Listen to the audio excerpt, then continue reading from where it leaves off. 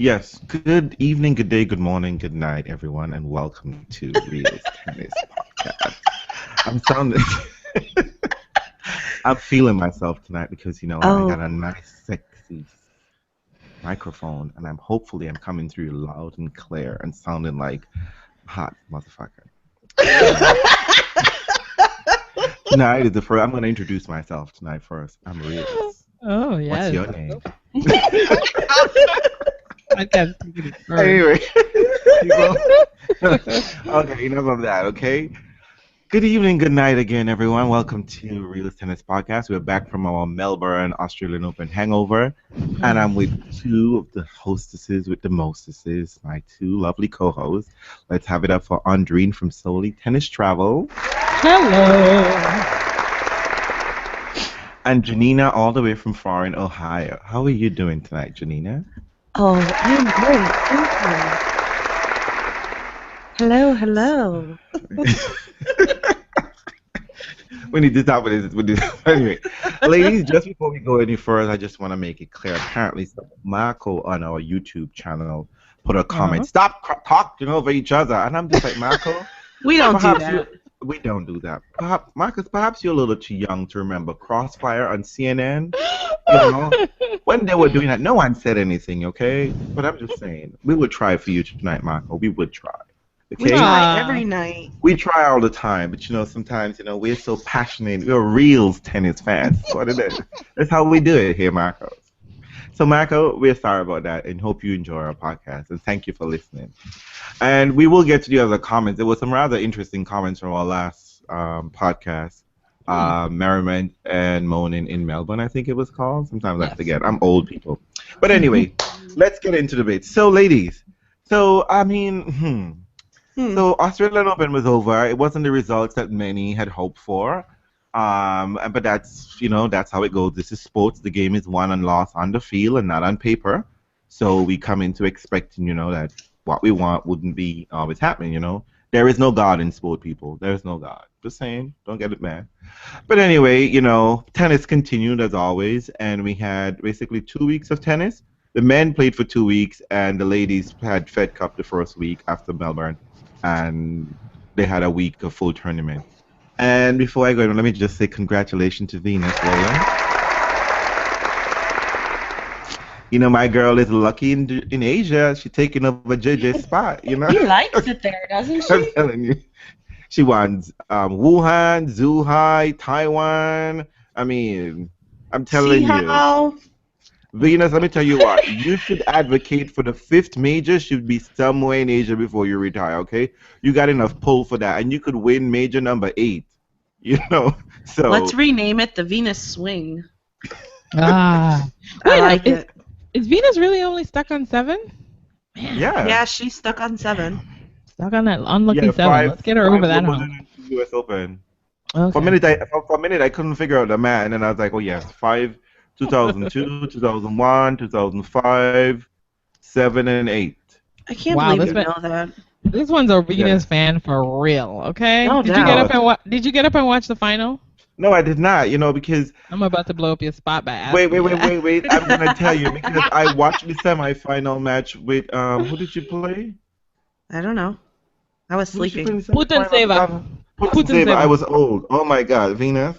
And I can't tell why do I do this to myself? Every time I see a Venus Williams match, I'm just like, stay in bed, go to sleep, read a book, get your life, save your heart, lower your blood pressure. Don't watch Venus Williams play. And then I find myself, it's Venus, Putin-Seva. I don't know this. Well, I know her, but Venus should handle her. But Venus was messy. So many messy. Of course, Venus. We can't serve out the match, can we? We can't serve out this match. Okay? We gotta get broken. But she played within herself. Yelena, clearly, I think that's her first name, right? Clearly, she's not ready for Yulia Yelena, something like that. She wasn't ready for the big moment. I think it begins on Y. I'm sure of that. But anyway, it is. It's Yulia. Yes. I knew it was a Y. Hey, I'm getting old. Anyway, Yulia. I think if it was but I think Venus would have raised her level when she needed to. But she was. I think she It was wasn't playing. necessary. It was unnecessary. I think like sometimes she's just like, or maybe seeing that she's suffering from Sjogren's syndrome, she goes through peaks and valleys often, so she knows when to conserve her energy. But when she needed to, she was coming forward all over the place, swinging forward. When she was serving out for the match, Venus just missed that easy ball. I was like, Venus, I can't. If you don't win this game, I'm going to bed. I'm not watching this shit. But she pulled it out. It was a weak field, as we've heard. So she was good to survive. Hey, look, all fields are weak apparently because these ladies pull out all the time. But you know what? She got through it without dropping a set.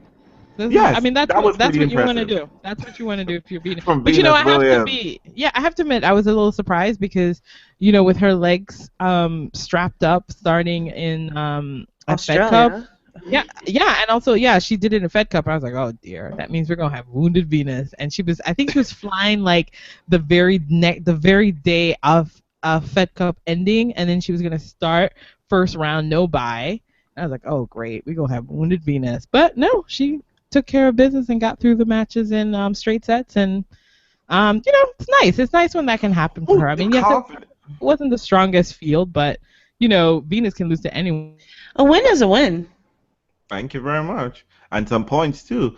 But I mean, she definitely took the confidence from Fed Cup over into this because she hadn't won a match prior to Fed Cup. I'll take it. So she won those two matches. I don't think she dropped a set in Fed Cup. And she was happy and excited in Hawaii. Mm-hmm. I wasn't about those dresses, but that's another topic. That's another topic for conversation. We're not ready for that yet. There. Yeah. And she was definitely happy. She was excited. The team was very, jovial. She and Sloan, everyone was running around giving high five. And then I was like, oh, she's gonna play Taiwan. Oh, let's see how this is gonna work out for her. And it totally did. So I'm happy for Venus won title number 49. 49. But that wasn't the only lady playing this week. We're gonna get to the men's, people. Don't worry. Get to the men's. On the ladies' side, Belinda Bencic lost to Roberta Vinci.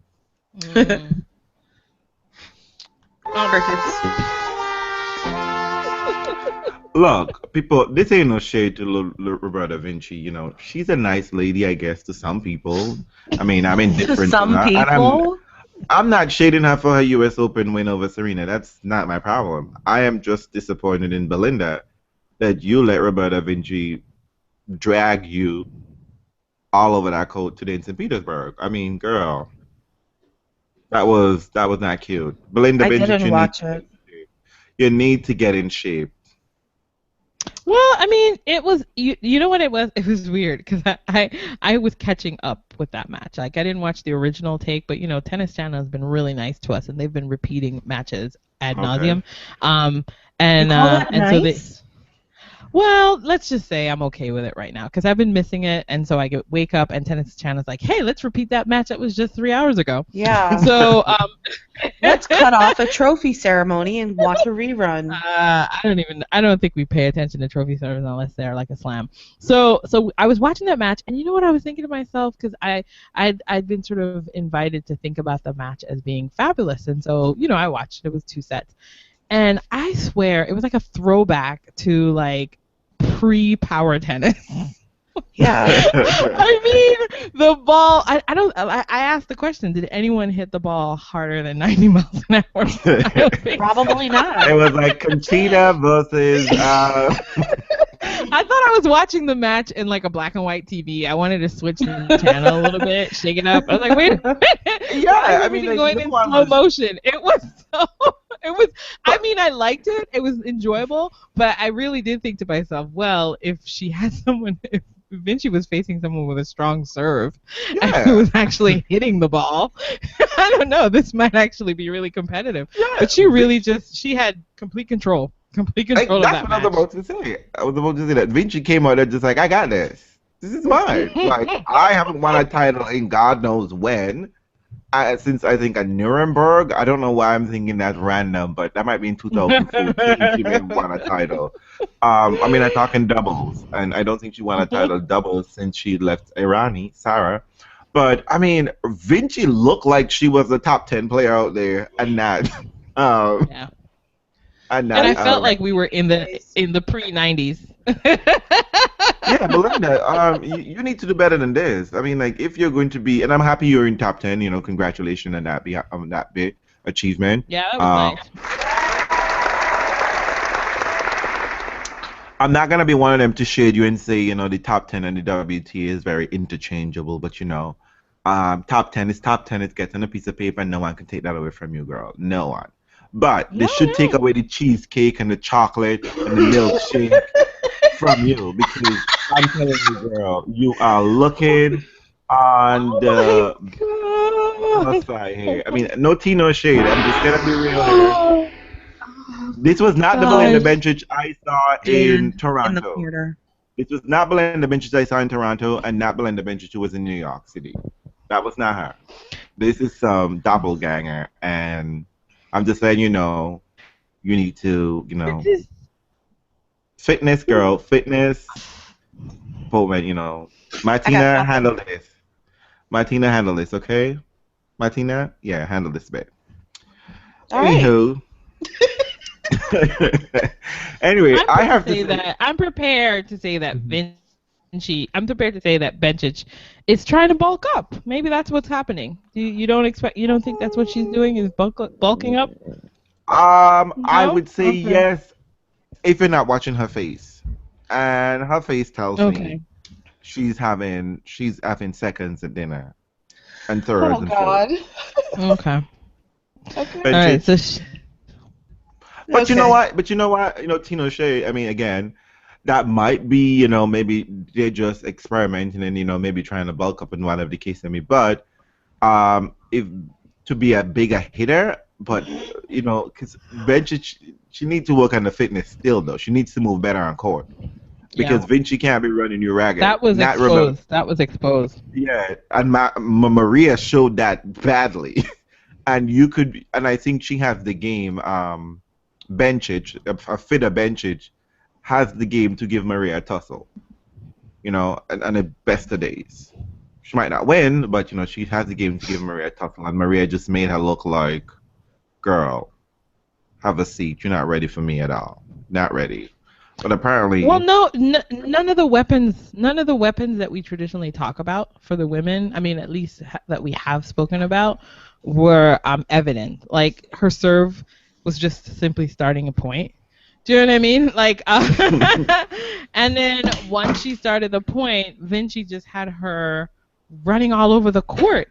And every now and then, I think the only time I saw any sort of real shift for Bencic, which was interesting, was after she spoke to her coach. After she spoke to her coach, she, she was down, I think, she was down, in the early part, and then she immediately reeled off games after she spoke to her dad. And then she did the exact same thing in the second set and sort of got her composure and actually started hitting the ball instead of massaging it or just kind of like floating it back over the net. But it just, I don't know, something, it's almost like she hadn't gone on court with any strategy. Like, I don't know. Right, it was like, it's Roberta. Yeah. I got this. And Roberta was just like, this is Bencic. I got this. But interesting. By the way, they're the last two people who beat Serena in 2015, and Vinci was Roberta was like, I got the bigger win, girl. So I'm gonna take the consolation prize this time around. Okay? Hey, do it. I'm gonna take. You got a trophy in Toronto. I'm gonna get a trophy in Russia today. So, boo bye. I mean, Roberta, I thought. I mean, like, you're surprised why Roberta was struggling when you see Roberta behave this way. Why she was struggling all of 2015 until she got to New York City. Yeah. And Jeannie Bouchard, we're looking at you. We're looking at you. Okay. But I mean, it was an enjoyable week, I thought, for the ladies. They were all excited, I guess, overall. But for me, the best part of WTA for the past 2 weeks, definitely Fed Cup. I mean, I can't say Fed Cup, it has more drama than Davis Cup could ever have. I mean, you have Russia losing to Netherlands. I mean, how did that let me even tell you, happen? I didn't even know Netherlands could even field a team. I didn't even think Netherlands could put forward 5 people. I don't understand. I don't For a understand. team. I saw I mean, I saw the You know team. why you understand because Kuznetsova played what was it the longest match in Fed Cup history? History ever. and Why still does lost. she do that? She's always playing these long ass matches. and She should have not lost. going anywhere. And not Who was going she playing? anywhere. I mean, who was that person? Was it Kiki? No, It wasn't Kiki. I It was don't somebody know. else. It was I It can't was pronounce somebody it. they picked up off the Van damn street. It wasn't even your most. Listen, it wasn't even our most famous player, right? It wasn't. It was Rachel Hogenkamp. Yes, Whatever. I was about to say some kind of Van Camp or something like that. I mean, No, it's Hogenkamp. She's ranked 141 in the world. That whole Russia everything was just stupid because Maria had a resting bitch face the entire time. Well, in every showing up. photo that I saw, and it's like, why was she there? Well, I think the first thing was that she was pressed. Olympics. She had to make herself available. Right. Yes. Well, she was pressed. But the funny thing is, they all had to make themselves available without rackets. They all showed up. I know. How do you show up to Fed Cup without rackets? Or how do you show up to Fed Cup? You take the flight in, but then you just never make it to the venue. A free because ticket. That happened too. A free ticket. Vicky, Victoria, Vika, I'm with you, girl. A free ticket. A free ticket to North America. That's what it is. Look, I mean, first of all, I read on a French website that Maria didn't want to show up, didn't want to go to Fed Cup, and then I guess the Russian Tennis Federation guy, he said, "Girl, you don't show up, you're not making the Olympic." Full stop. Like it's not even about. We're not even having this conversation. So she was just like, "All right, I'm gonna show up, but I don't have to play tennis." You didn't say that. You just said I had to show up, so I showed up. And don't they have one more time to make themselves available in order to qualify for the Olympics? Well, it doesn't matter. I think they have to. I think no matter at the end of the day, I think the federation has the ultimate choice to pick who gets to go on the team anyway. They set up certain rules. It seems. Yeah, it's really they have certain unclear. rules because this issue came up with I think this was an issue that came up with Bartoli in 2012, where she wanted to go to the Olympics, and though she was making herself available for the team they weren't allowing her to play Fed Cup because Daddy wanted to come along, and she didn't want to abide by the rules of Fed Cup that the French Federation had for their Fed Cup team. And she got mad, and they said, like, we're not going to have Daddy along, Daddy Bartoli. And she tried to petition to get onto the Olympic team despite not playing Fed Cup because of her ranking. She was the highest ranked French woman. Well, she showed them right, because in 2013, she went back to that same place here at the Olympics and won it. Bitches! I don't, you know what, I'm gonna, I don't even know. In 2011, she beat Serena on grass. Right there at Wimbledon. So, who knew Marion Bartoli could have been the Olympic champion in 2012? No, coulda, woulda, shoulda. Didn't happen. Coulda, woulda, shoulda. True, but didn't happen. But she got a Wimbledon crown. And anyway, let me not even talk about Marion and her weight loss. Because we don't even have time to even unpack that garbage. But anyway, so is this for the ladies? Yeah. I mean, I think so. I mean, I guess I'm going to just try to stay up on all the Olympic qualifications. I always feel like somebody's going to get screwed. It always seems like that happens. It's like someone has like a proper rank, and then things are going to get too close to call. So who knows? I'm going to stick with WTA Insider as they tell us all about the Olympic scenarios and what's possible. Well, again, the funny thing, it becomes Fed Cup. I mean, Olympic becomes like Fed Cup and Davis Cup, right? All of a sudden, this thing becomes so important. Like it is, it's so important. I mean, for some people, it depends on the person, right? Because Elena Dementieva has an Olympic gold medal in 2008, and that ain't doing shit for her life or her credentials. It's not giving her any kind of international play. No one says, Elena Dementieva, Olympic gold medalists, everybody just saying Elena Menteva. They lost in so many finals, and you were crying you can't even serve. So, you know what I mean? But when you come with someone like Lindsay... Huh?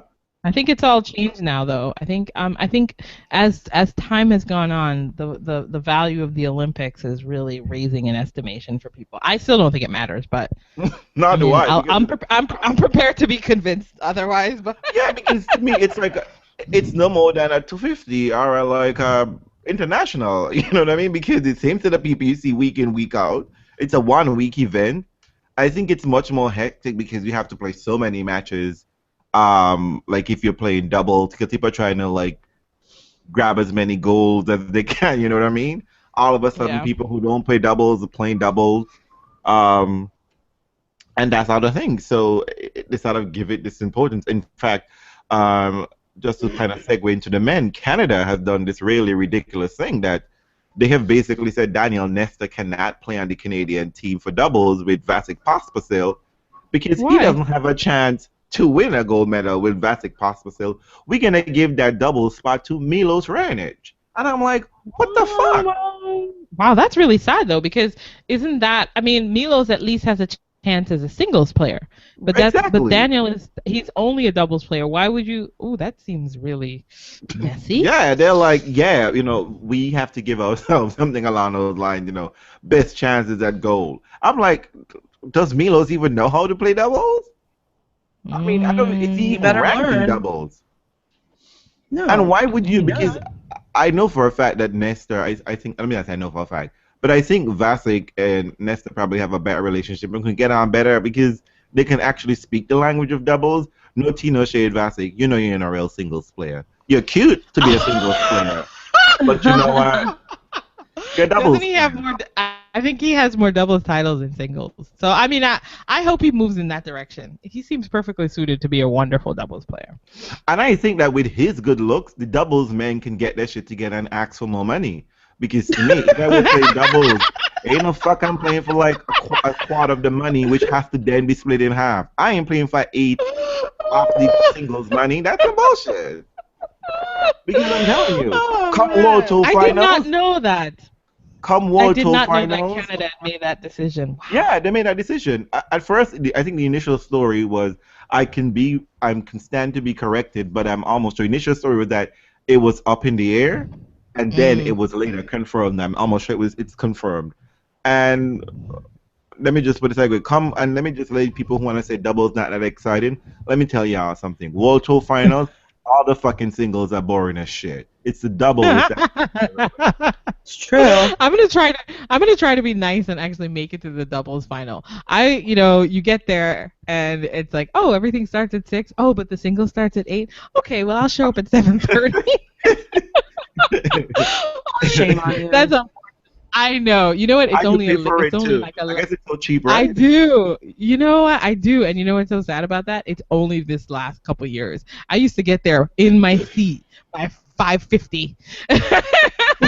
But I've taken to giving doubles a pass, especially now that it's rising in people's estimation. I really should show up, but I'll be sure to do it. I'm sure doubles is great. No, the matches seem to matter more because the guys are fighting for more, and usually the rankings is not decided as yet. You know what I mean? Like winning matches here is gonna decide the final ranking for the year.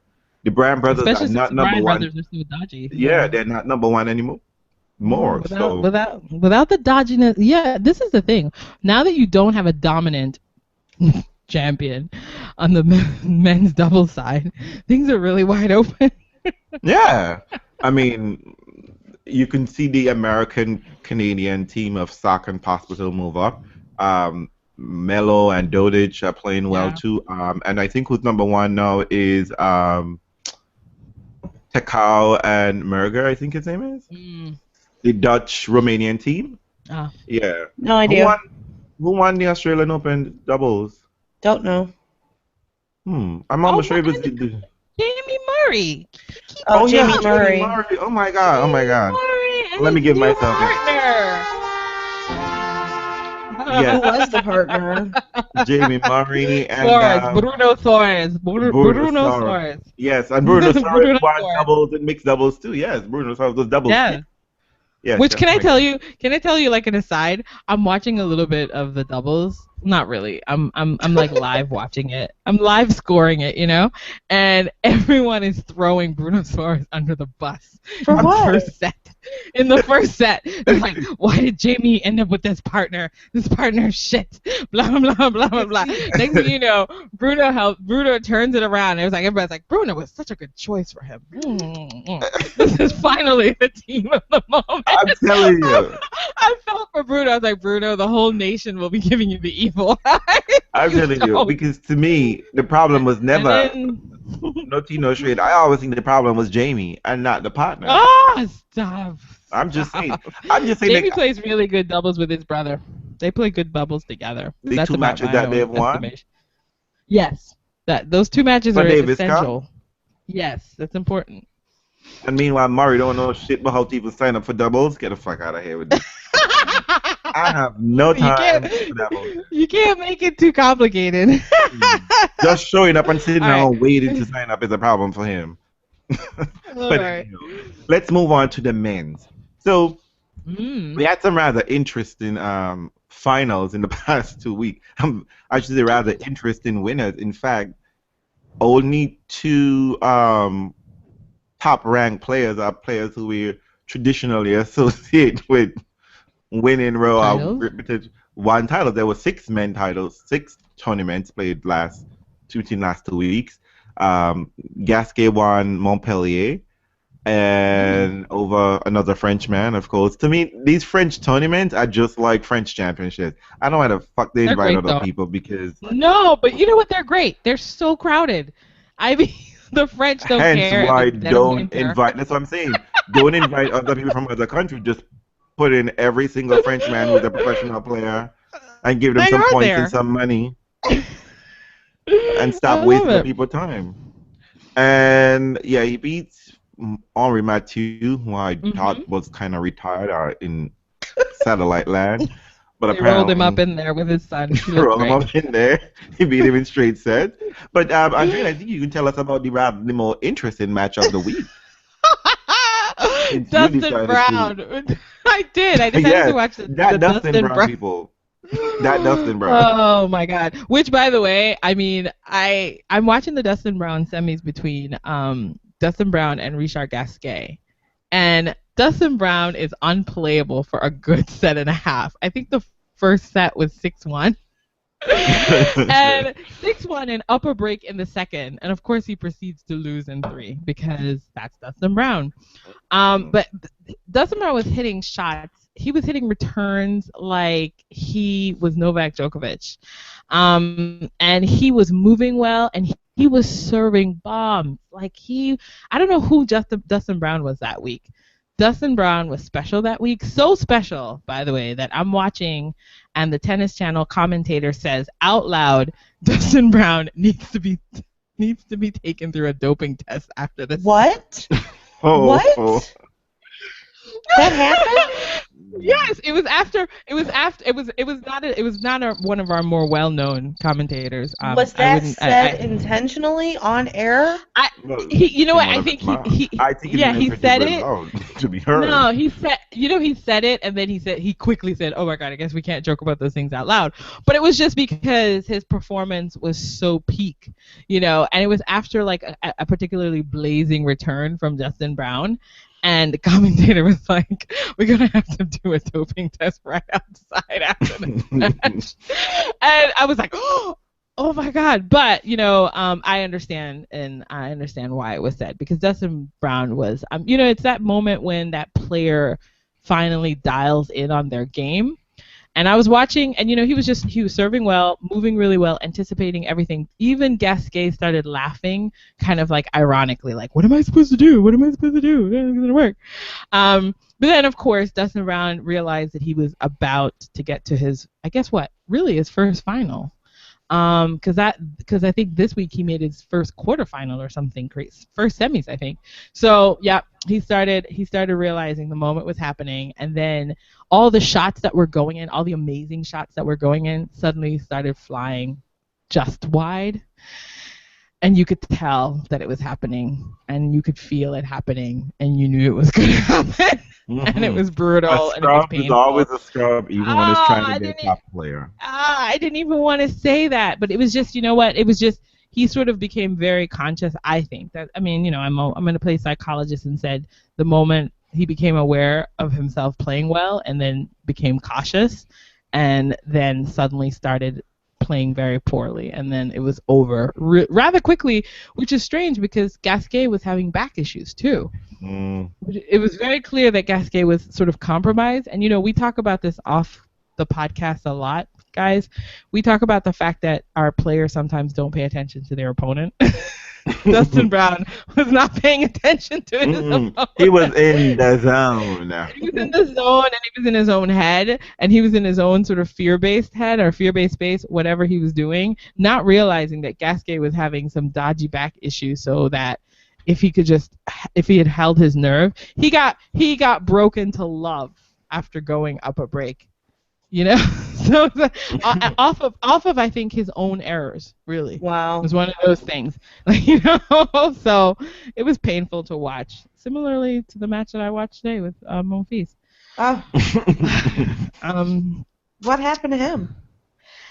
You know, okay, look, we need to have a side conversation about Monfils, and we're going to talk about Monfils as much like when people have just realized that Beyonce's black. Let's have a conversation about Monfils as a black tennis player. And I'm introducing this topic to y'all because I'm really curious about what you both think. I have not told them that I'm going to ask this question, but let me ask this out loud. Do you think that people know how to coach a black male tennis player? And is that even a valid question for me to ask? Because the reason why I'm asking this question is I watched the Monfils match.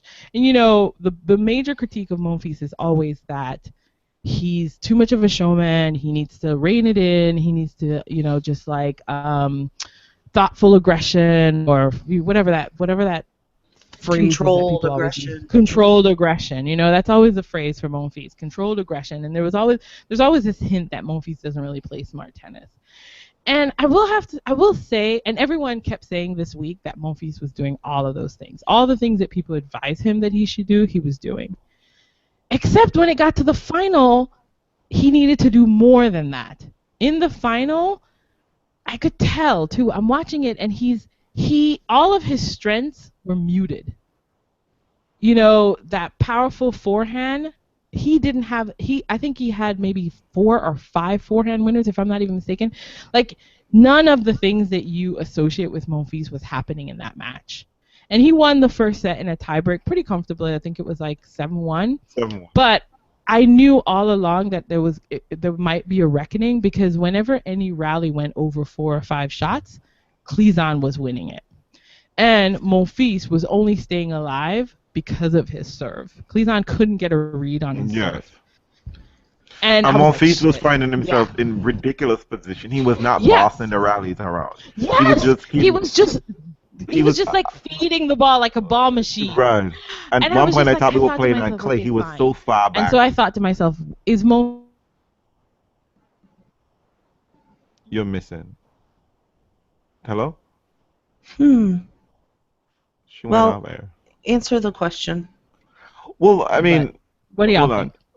Okay, I mean, I think that might be a legitimate question for us because we are people of color.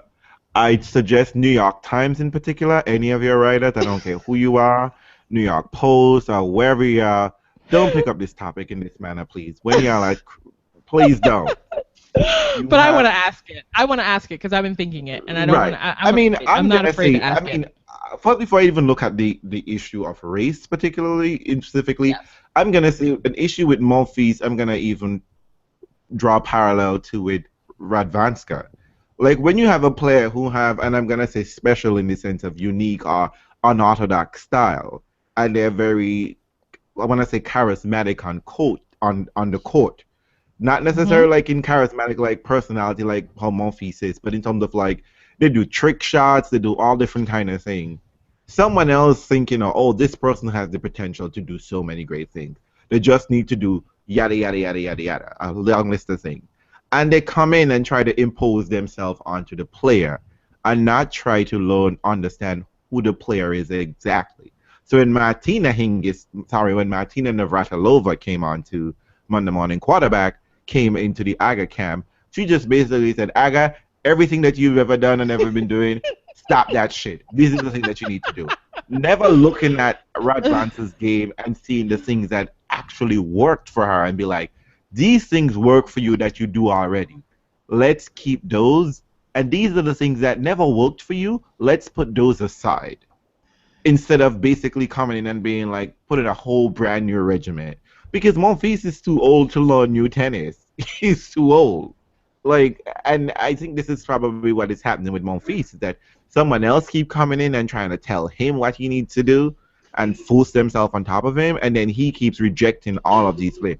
Because I think only Roger Rashid is the only coach I can remember of distinction in terms of like, Monfils has been with him long enough for me to know his name and see him. You know what I mean? Like, there's always been a whole bunch of nameless, faceless people, in my opinion. I could be forgetting history right here, but in terms of the issue of race, it is not uncommon for when people of color, no matter whoever they are, Black, Asian, Hispanic, Pacific Islanders, mixed in between, whatever, when they end up in environments that are esoteric, like ballet, opera, tennis, like these white arenas, which has been dominated historically by white people, and they have a certain, in our minds and in our imaginations, not just our personal minds, but in the world at large, the imagination is always some white, blonde, blue, whatever the case may be. It's difficult for people of color to break into these environments, and also not only when they break into these environments, for them to survive or to do well, because it's a struggle. There are always issues coming up. And when people come into them, how they talk to them or treat them, it becomes problematic. I think Monfils could be suffering from that. I think a lot of what I'm seeing Monfils is a lot of psychological issues that have not been. Think? I think in many ways it's because, I mean, just the way in which Monfils just goes about things, just like, I don't give a fuck about this match right now. I don't give a shit. Like, I don't care. You know what I mean? Like, you know what I mean? It's just like, and when you look at someone, and it might be much more difficult for him, I think, than perhaps the road that Tsonga had. But Tsonga, I think, is dealing with this kind of issue too. Though but they're treated very well by the French organization. But yeah, I mean, when you look at the American establishment, black male tennis players, we see a similar issue, right? Just how they talk about them or say things to them and whatever the case may be. I mean, I was watching a Francis Tiafoe match, and I swear to God, the commentator kept so many times, he kept saying animal and ferocious, and it's just like, for God. That's a popular one. Yeah, so I think, so this kind of translate not just from the commentator stance, just like how people relate to them, because almost everyone that they deal with on the larger scale within tennis is going to be white. Again, let me be clear in saying this. I am not saying that it is tennis in and of itself racist, so I do think that personally. But in the case of Monfils, I do think he has issues, people communicating to him and him being able to communicate himself. Because what I saw is I saw Monfils like basically in a straitjacket. Muted! Like Monfils at the yeah, even at the Australian Open. Monfils was like, I think after he got it. Which match was it? He made it to the quarterfinals, right? Yeah. When he won the round of 16 against Kuznetsov, when he was there at the press, the thing, he wasn't animated at all. He wasn't animated. He was just like, I'm already thinking about the quarterfinal match. I'm like, who is this person? This is not Gaia. Which was great. Not Monfils. Which is great, but I think at the same time, there's a kind of, Ginny and I don't want to leave you out because you have really good instincts about these things, but it's kind of like, I mean, I hate to say it, but sometimes I wonder about certain spaces, and I wonder about the things you need to do to be successful in those spaces, Right. and how your sort of ethnicity plays a part or doesn't play a part. And I just remember I was looking at Monfils all week, and I kept seeing everyone sort of congratulate him for being so contained and all that other stuff.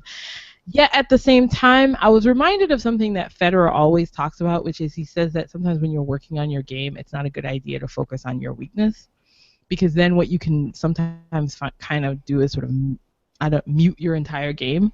You end up sort of flat because you're so busy focusing on like your weaknesses that you kind of lose sight of your strengths and you don't play to them.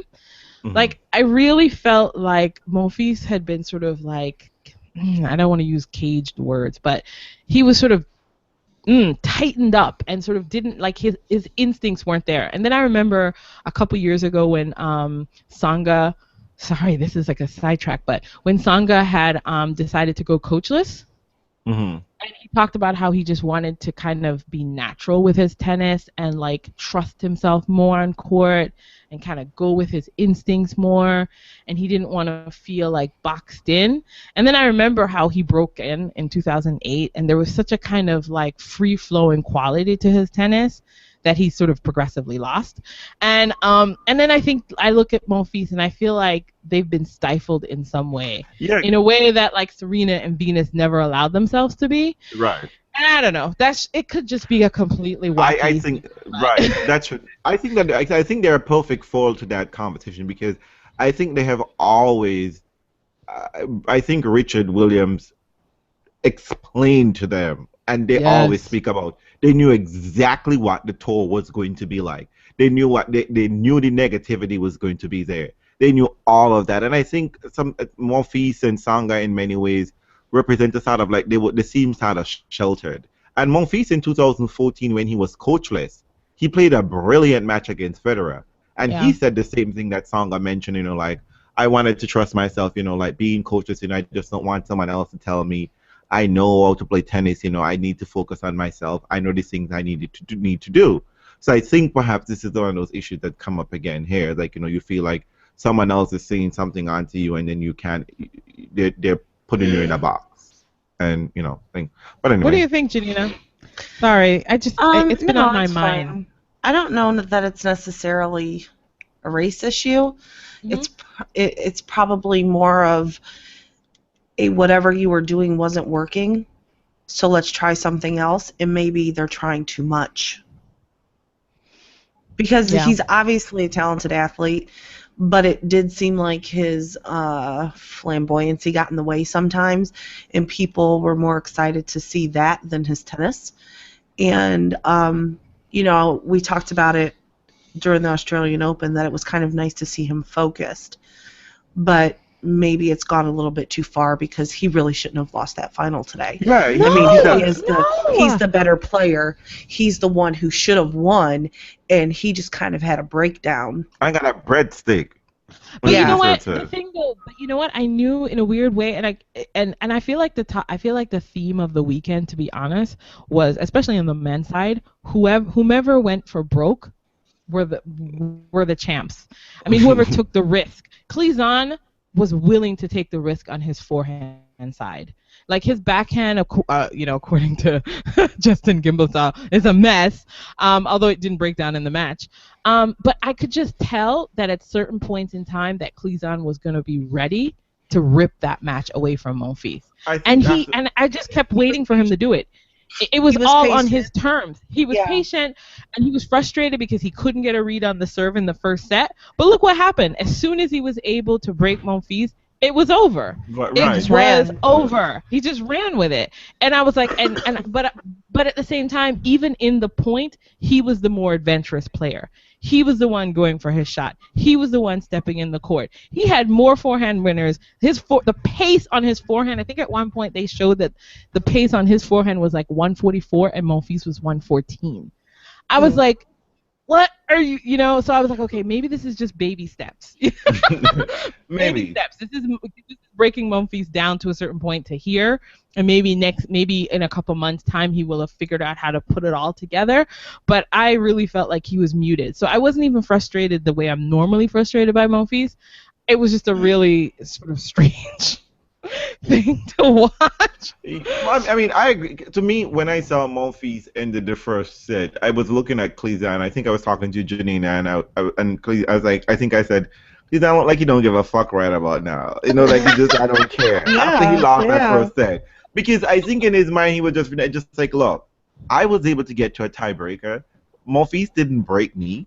You know, I held my own against Monfils. Motherfucker, I'm going off a broke. I don't ever get into a finals.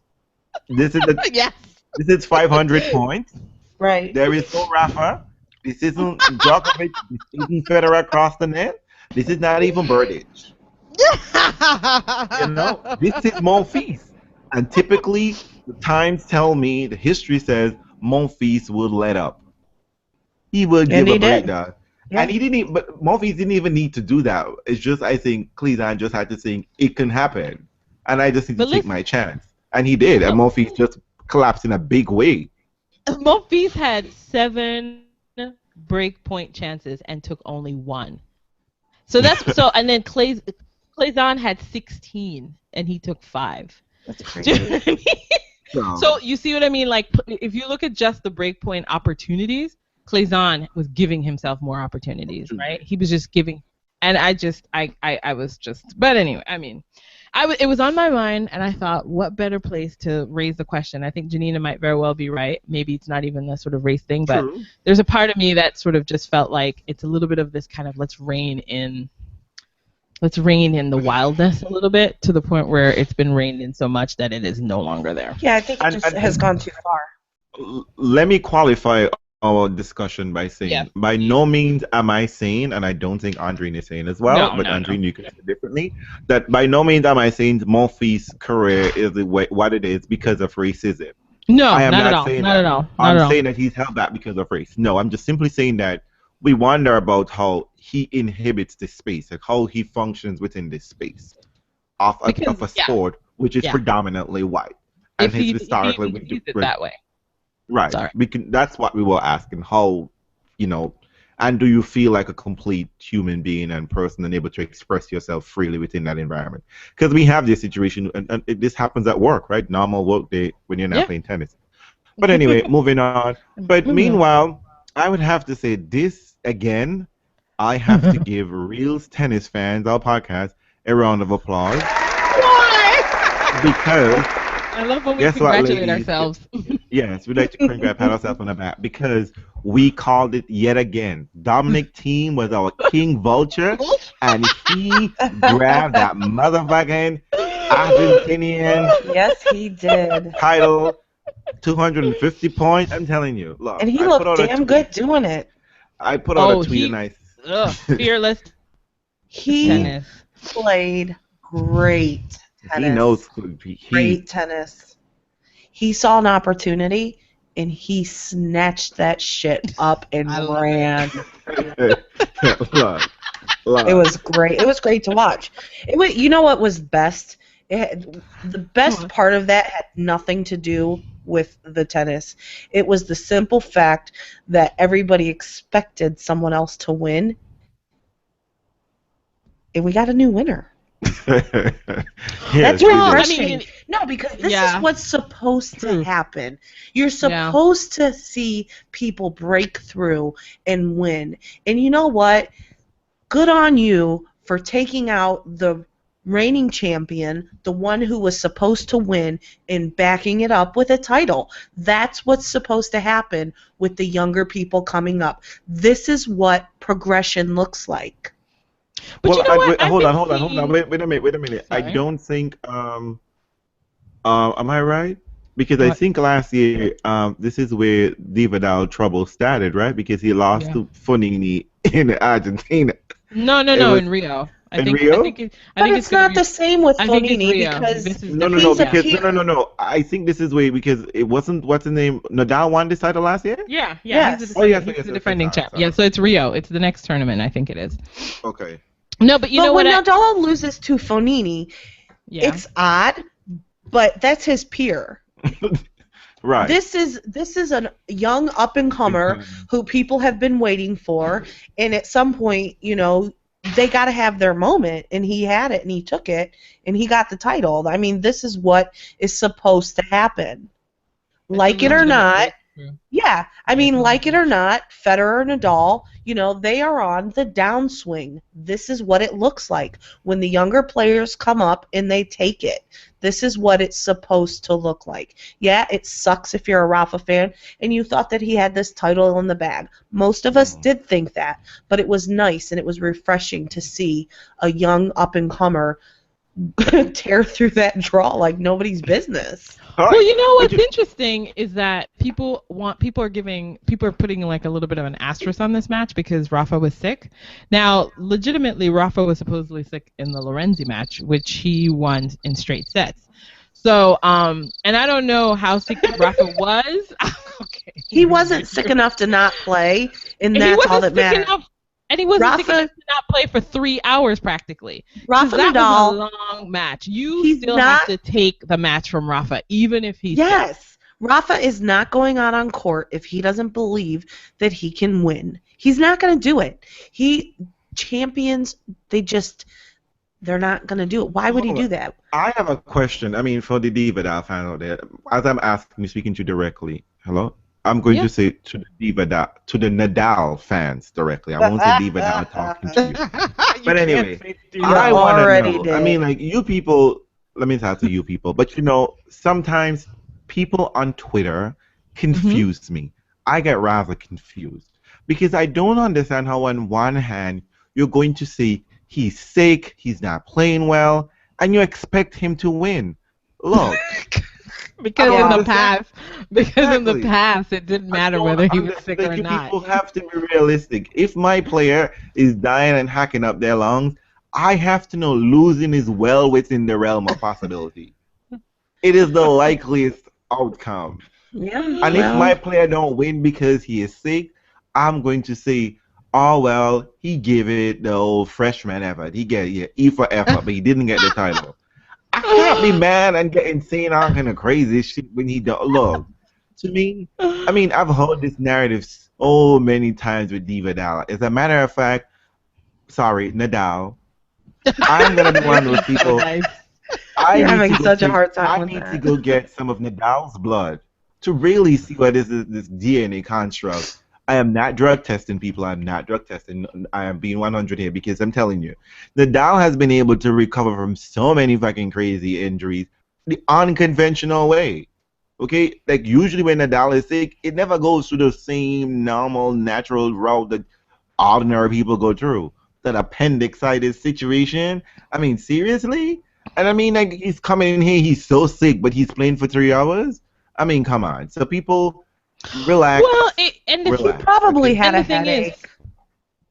No, I mean, you know what? And even if he was sick, I mean, I do think that there is something to be said for you still have to take the title. You still have to take the match from Nadal. Because the reality is there was nothing new in the Rafa match that we hadn't been seeing in terms of the patterns of play for him. I think the biggest takeaway from the match, because weirdly enough, I watched the entire thing, and I wouldn't say I watched it all in. I never watch Nadal matches unless, well, I try to even avoid Federer. But no, I think what happened was, I think the clearest example that this isn't old Nadal is not so much kind of the physical play, because that was there were elements of that, but it was really his mental game. Like, he played the worst tiebreaker I've ever seen. Exactly. I mean, and you know tiebreakers, especially when you're playing a champ, because when Fed gets into a tiebreak, I always feel fairly comfortable, because no matter how crappy Federer is, if he gets himself into a tiebreak, I always feel like he gets ice cold, which is when Federer is at his most attractive. He's ice cold. Sorry, I just went off in the Federer zone there for a second, but you get my drift. But you know what I mean? He just it's like ice. You know what I mean? Well, because you trust them. You trust that champion to do what they're supposed to do when they get to a tiebreak. I mean, Rafa started the tiebreak with a double fault. How? That's like, it's so. You don't see that. You just don't see that. So that's really the Rafa that you're seeing now, but even when you see a Rafa like that, you still have to stay 100. you still can't get comfortable. Do you know what I mean? Exactly. Dominic Thiem gave himself because as you know much. What? He did roar back. Like he did. He saved points. Yeah, exactly. I have a question though. There were still 2 match points, I think. Still in the tiebreak. So yes. I think he was able to get it on the last match point. Still able to play, dangerous tennis at moments. But yeah, there were these key times when you're like, okay, I'm looking at a new Nadal here. I don't know if I would characterize it as a physically ill Nadal. I don't know if it was a mental thing that surprised me. I'm gonna go back with I'm gonna take this word and make it my own. Okay, it was his tactitude. His tactical and attitude on court, because I was just like, is this new Clay or is Dominic Thiem bombing down some fucking aces? Because I couldn't see Nadal when he was returning serve. He was right up underneath the sign. I was just like, no, because Dominic was doing. No, Dominic, listen, I don't know what Dominic Thiem did. Maybe he got a little bit stronger over the break. But Dominic was doing the serve that would just jump up so high. What is that? Was it like a slider serve? Or was it this? I mean, it was ridiculous. It was ridiculous. And you know how Rafa can usually own the single-handed. Exactly. It did not. Dominic Thiem was not allowing the ball to get so high up. He was taking it. He was coming in and taking it so early that it didn't fly up on him like it normally does Federer. So it was like, I was like, I don't know what happened with. I mean, didn't I just make fun of Dominic Thiem serve at the Australian Open? Didn't I just do that? Yes, you did. And you know what I have to say? When I watched the Almagro match, I was saying, Dominic Thiem had the right tactitude, because when he's in the finals, I was like, Dominic, time for you to go down the line, and he did. He was reading the game very well and taking his opportunities. And against someone, I mean, Almagro is a very seasoned player. And I thought Almagro was gonna be like, boo, this is Christmas, no Nadal, no Ferrer. Yeah. Exactly. He finally got over the Ferreira. He got over the Ferreira hump. And then he gets into the final. Because the Argentinian, had this written down. But you know what? I have to say, so many of these men went down there and be like, look, this is 750 motherfucking points in South America. I'm letting Nadal and Ferrer. 750? How'd you get that? 500 and then 250. 500 in Brazil and 250 in Argentina. 750 points. And guess who signed up for Brazil? Tsonga. John Isner is playing clay, people. John Isner is playing clay. Let's just think about it. Remember, he loves it. I guess that, you know what they all decided? They all decided that they were going to fly from South America to Los Angeles rather than fly from Europe. You know, right? Because Tsonga usually does the indoors. Exactly. Tsonga is usually like the French championship. He's usually in Marseille and Montpellier. I'm like, and they're all like, I'm so excited to be in Argentina. Whatever. I'm so excited. They're trying to test themselves out. They're like, I just want to make sure I don't get the Zika virus. The Olympics is so important, right? Yes. Oh my God. I'm getting myself inoculated with the Zika virus right now. People, just remember, we're playing the Olympics. As a matter of fact, the Olympics are playing in somebody's backyard, because apparently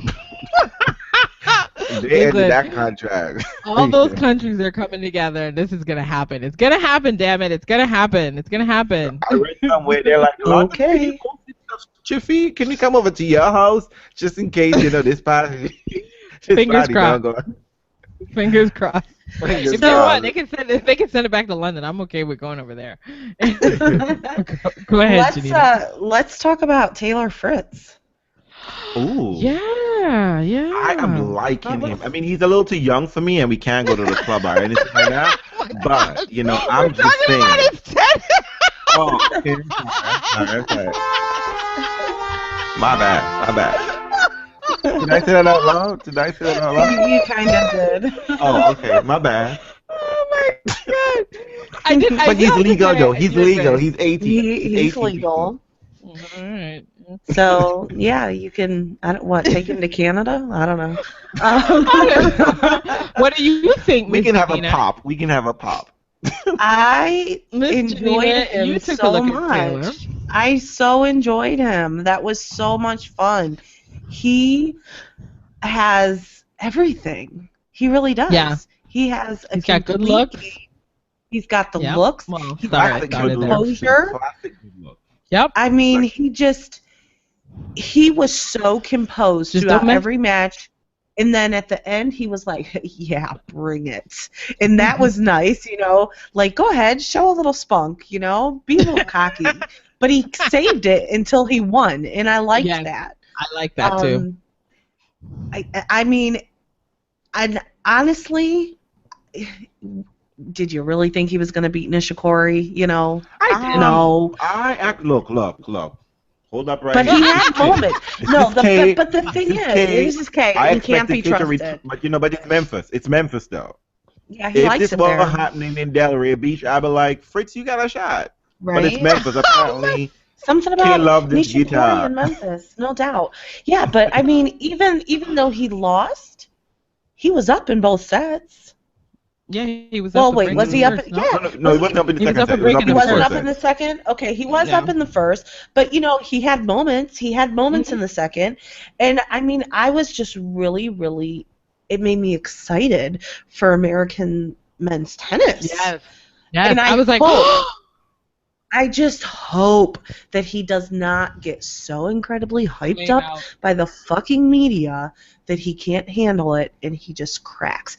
But I kind of feel like it's not going to happen because he vocalized his goals at the beginning of at the end of last year, and he said, "This is what I want to do next year," and we get to watch him do this, and he's doing it. I like the discovery. I saw him at the U.S. Open in juniors. He played Tommy Paul. And what I liked about him, Tommy Paul was like scrambling, but you know, he was so cool under pressure. And they had to deal with rain delay, and he wasn't getting overexcited. He just sat there calm, cool, and collected, you know, and that's what I liked about him. He wasn't brash because he knows he's a good tennis player. And what I liked about him this week was that he showed up here, looked like, you know, I belong here. This is what I want to do, and I can be here and I can hang, and I am going to do what I can do. And you know what I loved about him? He handled the scrubs and the astronauts. He handled that. And I really appreciate that because you know what? There are a group of men on tour that you could beat week in, week out. You know what I mean? And he didn't allow any of them to have a moment over him. He was like, you know what? Francis, we're talking to you. Francis, we're talking to you. Okay? Right? I'm not even your shot with Corey in the second round if you had gotten through Ryan Harrison. Come on now, honey. Time to beat Ryan Harrison and move to the second round. Come on. You people can't see my side eye, but losing to Ryan Harrison. Okay. But I'm just saying, I really like how he approached, and he wasn't. And I hope, and I actually, what I love about him too is that he looks like the kind of person people would assume is a cocky bastard, and people would avoid him. And I love that because then people avoid him, he get his shit done. When people are all up in your face and trying to be that playboy, good looks, whatever shit, you lose focus and you're doing all kind of bullshit you're not supposed to do, trying to burn down hotel rooms and all kind of bullshit, you know, and slagging people. Yes, you see? And I just have to say, before we go into, I just want to say Dominic Thiem has 3 titles in less than a year. Nicholas Kyrgios, you don't have one. Except you know what's so interesting about he's a Hotman Cup. Cut that shit out. You don't have a. Do you know what's interesting though? It's interesting because I was listening to commentators talk about that very fact that you just pointed out, right? Because it's a little bit of the Sloan effect. I was thinking.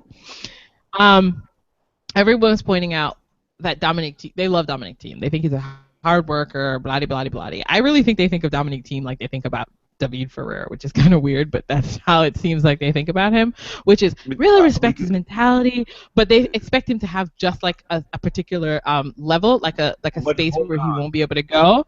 But you mentioned Yeah, you mentioned Nick Kyrgios, and they're like, oh, but the upside there. You know what I mean? So they fully expect Thiem to win like 500s and 250s, but they expect Nick to win slams. You know what I mean? And I don't know. You know, I mean, it'll be interesting to see if to see how that plays out for that generation. Yeah, because I think it's funny that they put that kind of pressure on Nick. And not that kind of pressure on Kyrgios, and I'm sorry, on Dominic Thiem, and I think that's what they should start with you know, like saying, Nick, hey boo, you don't have a title. How about win one of these shit? Okay, well, like, you know why though? I mean, the answer is obvious. Dominic Thiem is quietly doing what he's doing, whereas Kyrgios is constantly running his mouth about something. No matter how big or small, he's constantly running his mouth. It's like, shut your fucking pie hole, dude. Just play tennis. And that's why he gets so much attention, whether it be positive or negative. He is asking for it on some level, even though he swears he's not. But he's drawing that attention to him, whereas Dominic Thiem, he's letting his tennis talk. You know what? I'm gonna, you know. Or I mean, the reality is to. Can I just say, I think also the reality is who you beat.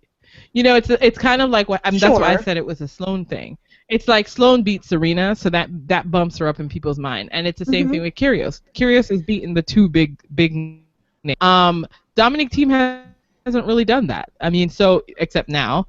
I mean, and in a weird way, he's actually beaten Rafa in kind of like a sort of the best way possible, right? Because he's beaten him and then on back clay by actually then on clay and then getting the title. Then getting a title. Or you know, a real clay, not Madrid clay. Federer ain't trying to shade you. Listen, I love Madrid. Listen, I love Madrid. I like high altitude clay. Leave it alone. I like it when it's blue. I love it especially when it's blue. Can I tell you that's still my best? That's still one of my favorite clay court finals. Tomas Berdych. Who doesn't want to meet Tomas Berdych and in a final on clay?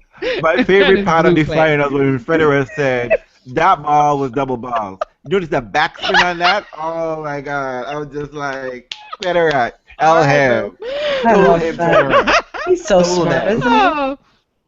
I think we're having a Federer moment because Federer won't be on tour for another one. Missing him. About Federer.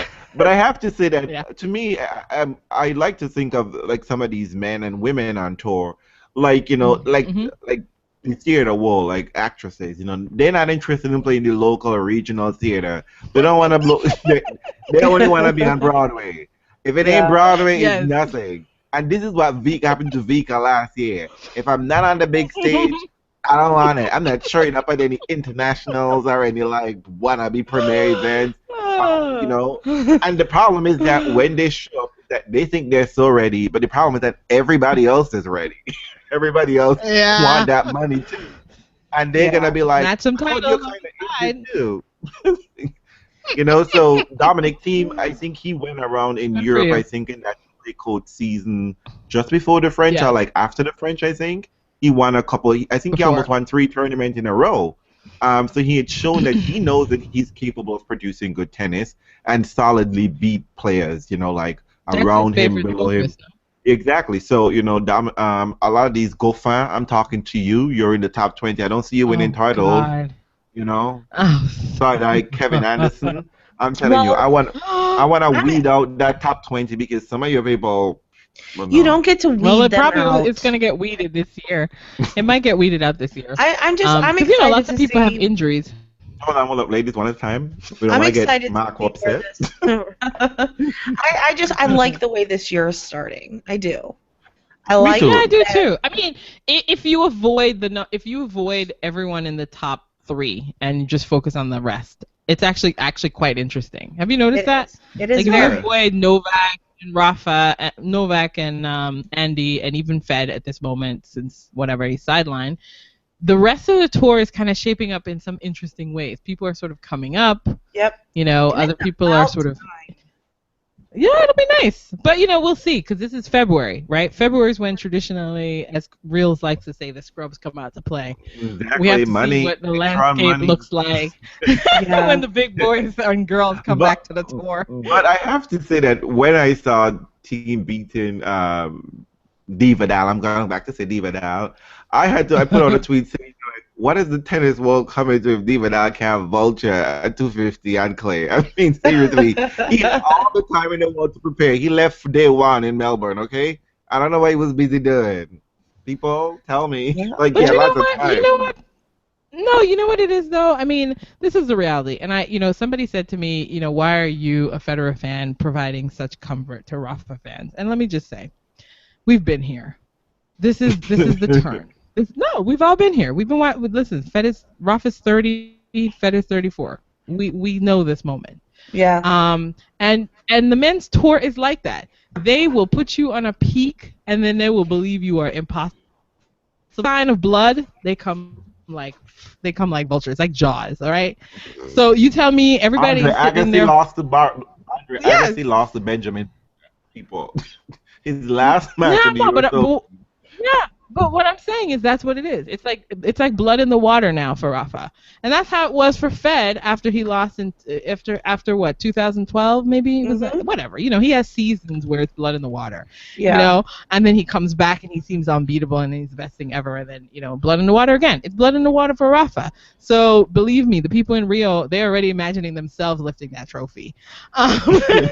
So that's just what happens, and you just ride that wave and. You'd wait until the next clay court season, which is going to come up in the spring, and see how he rides it. And you just got to be. You can't jump ship. Let's just say that right now. Exactly. We're a tennis fan podcast. I don't. Let's all take a fan oath. There's a fan oath. You don't leave the ship. You got to go down with it.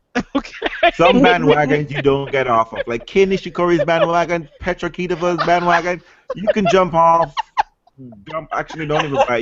Those are bandwagons you can get on and off. Get on. Yeah, those are party buses. You can be like, I'm only here for 20 minutes and then I'm gone. It's full of heartbreak. Bandwagons, you just stick off. You just ride. Well, they're tourist buses. They're tourist buses. You hop on and off like a Radek bus. You jump on, you jump. You're gonna do like Nicole Vadisova. You jump it back on. It's cool. You ride it for a bit.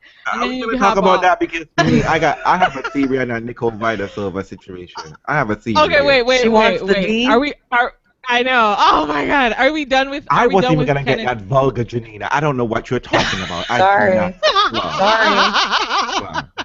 Sorry. Listen, I say nothing but love for her. You know what? Go get yours. Go get yours. Like, what did I say the first time somebody said something about Radek? I saw him in person and I get it. So jump on that, ride that, do what you need to do. Work it out. You get what? That he's so ugly? Yeah, what did you get? What did you see? Did you see? You know what? There's an animal magnetism to him. You know what? He was he looks like an animal. Is that what we're talking about? No. Let me just be real with you. He had on a turtleneck. And he was sitting outside, like in a cafe, with a bunch of his buddies, and there was something really compelling about him. Put it in a turtleneck, and it's like maybe it's that weird European thing that some of them have, but it was just like I see it. I see you, boo. And I was like, speak with your health insurance provider, and ask them to up your optical space. Yeah, I've never seen it. I mean, I've seen him in person. I've never seen that. Well, you've probably seen him in tennis gear. He doesn't work. I've seen him in next to nothing. I've seen him in shorts only. It's not pretty. But you know what? When I saw him up close and personal, I imagine he eats that muff really well. But you see, I'm not about that. I'm not even about talking about that. I imagine he could put it on the bedroom really well because, I mean, seriously, he's not getting ugly girls.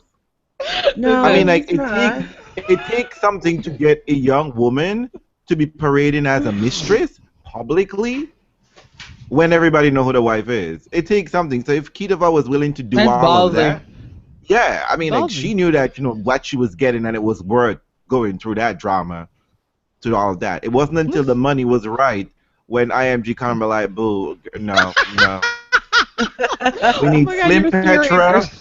We need Slim Petra who might be having mono, and we need to be a country girl and whatever. And then what do you find out? Petra got engaged, and all of a sudden she's in Dubai saying, "I'm alone for Valentine's." I'm like, boy, I thought you were engaged. I forgot she was engaged. What's that about, Petra? But you know He's what? at home planning the wedding.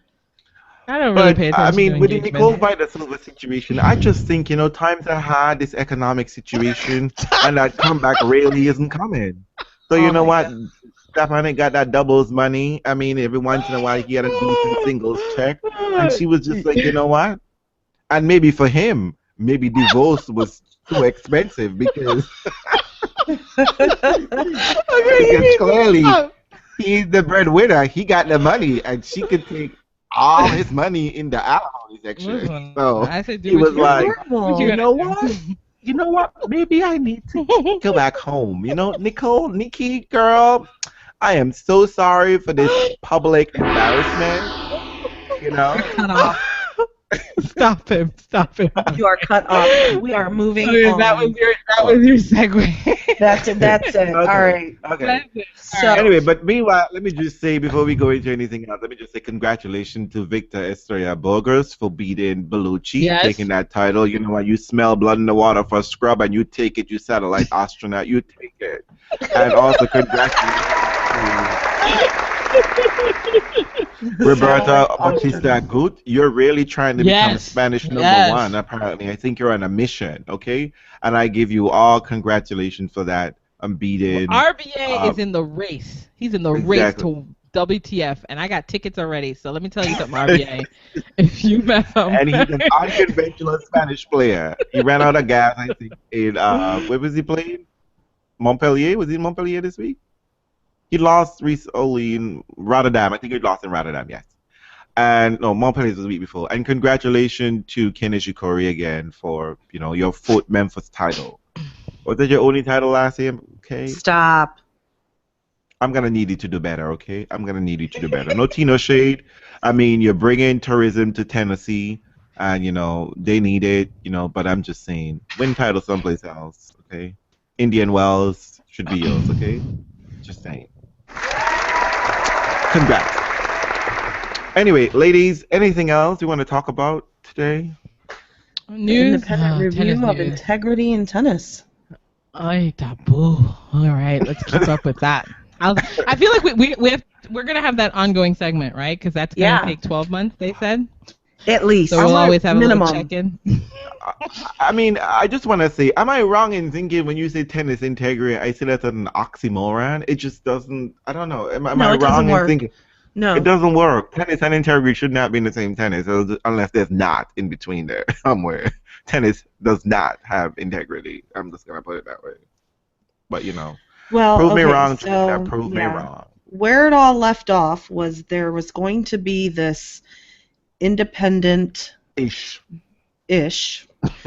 Review. board of people created to give us this review of everything that's come out with the match fixing and all of these problems. So what we now know is that this is called the Independent Review of Integrity Tennis or some shit. It's the Independent Review Panel. Yep. And as I was reading through everything, whatever, there's 4 major problems. What are 4. The first one is that this independent review panel is comprised of 3 people. That's they? it. Yeah. They're giving the job to check out the tennis anti-corruption program, the tennis integrity unit, the tennis integrity protection program. All of these, governing bodies of tennis, they're laying in the hands of 3 people. So that's problem number 1.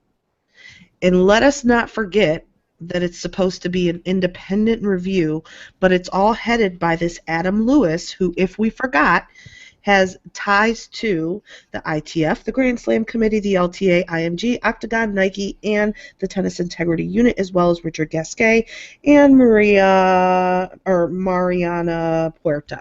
Okay, so that's the head of this independent review panel that is supposed to act independently of tennis. So problem number 1, it's only 3 people, and it's headed by someone who is deeply vetted in the tennis community. Problem number 2, they talk about how transparent this is going to be and how they're going to take everything into consideration, including public opinion. However, It is for the IRP, the Independent Review Panel, to determine what information is to be shared with the international governing bodies. So they get to collect all of this information, but they only got to share what they want. All right? Okay. All right. Problem number 3. Well, the International Review Panel does not actually have direct access to anything. Any information they want, they have to go through the governing bodies of tennis, that being the Tennis Integrity Unit, the Grand Slam people, all of anything that they want, they have to get from somebody else. They have to request it, huh? They have to request it. So that being said, if they want the phone records of, say, Roger Federer, they have to go to the ATP or whoever it is that they're going to go to and expect them to hand it over. If somebody within that organization goes, I don't want to do that, all I got to do is say we couldn't get it. That's interesting. Huge problem. So then, once all of this information is collected, and they tell us that it's going to be at least 12 months, the last big problem I see is that the international governing bodies are the ones that are responsible for communicating the updates to the public. So again, you've created this independent review panel, but the independent review panel is not who's responsible for letting anybody know what they find. How's this going to work? Oh, is this like the Ferguson report? Is this how this is going to work? The Justice Department's going to make recommendations, and then the police department's going to go, nah. Yeah, that's exactly what's going to happen. You just listen with these things. Sorry, go Reels. Well, you see, I kind of, when I say I stopped listening, I was like, when I stopped listening to you, I just stopped taking these people seriously not even from the Adam. After I give them a second chance for the animals, maybe I was being too much. But how the fuck are you gonna have 3 people looking into an organization, and the major problem with the first out that they're looking into was that they didn't have enough manpower. So you then again come around and shortchange the organization to look into not only this one that's already shortchanged, but supposed to look through all the fucking records that the people in the integrity unit didn't have enough manpower to do. But you know. This is, seriously. So really what's happened is it's gone from a group of 2 to 3. Like I'm telling you. Well, you know what though, this reminds me. You know when you find out something bad is happening and some governing body, usually the federal government, would say, we're going to put a team on that. Mm-hmm. Yeah. You got to wait for a 150-page report to tell you exactly what you knew all along, which was the water is poison. Right. Exactly. That's how I feel about these things. Basically, they made the announcement that this thing is going to happen so that everyone could just go about their own business and go back to reporting about the sport. But I think the exact same thing is going to happen to tennis again, which is they think they've bought themselves 12 months. Mm-hmm. You know what's going to happen? Something is going to break free before the 12 months are up, and they're going to have to deal with it. Because that's just how organizations work. You've got to have a scandal for things to change. I said it the last time, and I hold to that. This independent review panel, IFP, was created so that reporters and people who've been asking questions could simply refer to that and then move on. Right. So they can't ask any questions. You know what I mean? You can't ask any question. We're doing something. Oh, we're doing something. Is that review? Oh, you know that 150-page report you're going to publish next week? Yeah, you get that. Which I already sent to you a couple of weeks ago in which one you already letter. know what's good. Yeah. There'll be Nothing no is happening surprises because in there. my thing is just like, how are you going to find... Even if it is happening, what are you going to tell us? But what shocking thing comes out of that? If it was an emergency, you wouldn't give yourself 12. You wouldn't give yourself 12 months. Do you know what I mean? It's not even like that if they're not something's even really saying happening. But they're not even giving themselves 12 months. They're saying it's going to be at a minimum 12 months. Minimum. They're saying we're going to give them as much time as they possibly need. So in all reality, this could still be going on 10 years from now.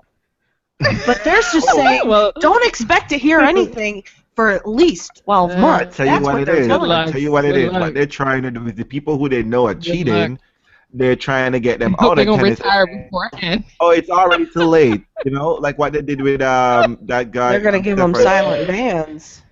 What's his name? The guy who won the Australian Open over Marcelo Rios. Korda. What's his name? Peter Korda. Yeah. Peter Korda. Peter Korda. Yeah, you know, we know he was on drugs, but we gotta wait until the next year when he's retired. 10 years from ban now. To ban him. He's not even in the sport anymore. Yeah, so Tim Dennis is trying to buy himself some time. That's good. Yeah. So this is good. just all Good strategy. You know, it's a band-aid I like it. for the moment, is what it is.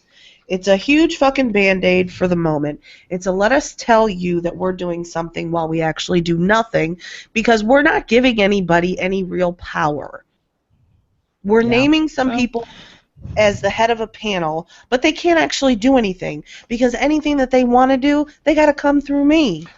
But that's the point of it. I tell you what, the only thing that they were supposed to that they know that they can do is cash those motherfucking checks. It's cash their paycheck. That's all. They're just there for the paycheck. They're just there for the panel? paycheck. Yes. They know that's all. I mean, like, listen, they know that's all. Because, look, the terms of funding they don't need 12 are months not to disclosed. Exactly. The funding is going to be dealt with in a separate agreement.